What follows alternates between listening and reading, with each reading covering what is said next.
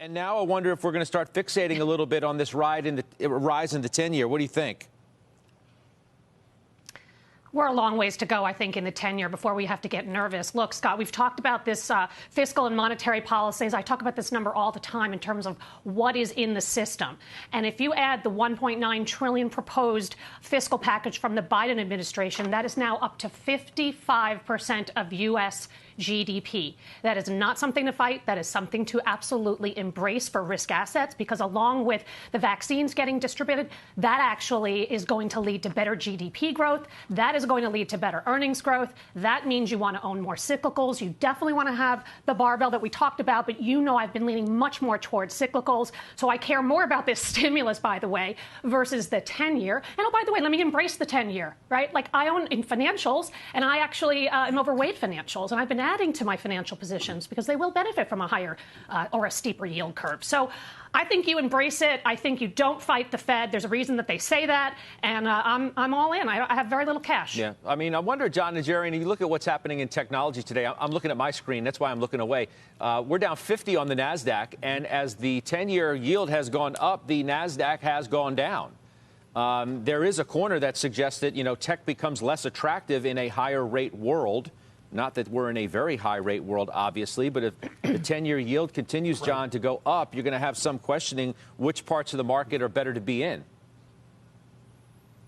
Yeah, and it is the speed, the convexity that's going on, Judge.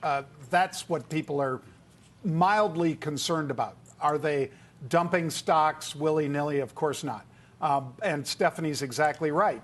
If the government's going to be throwing $1.9 trillion more at the market, in particular at certain sectors of the market, we're going to see a situation where you'd much rather be invested than on the sidelines.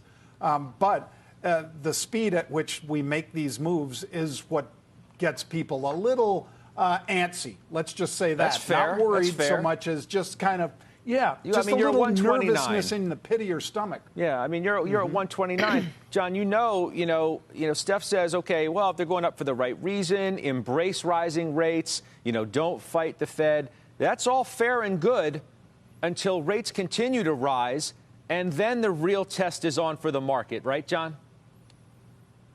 Yeah, exactly, Scott. And you've got, obviously, this is without any moves or any hints from the Fed that they're talking about moving rates at all. This is just the market-driven demand that's pushing these rates up and pushing them up pretty fast right now.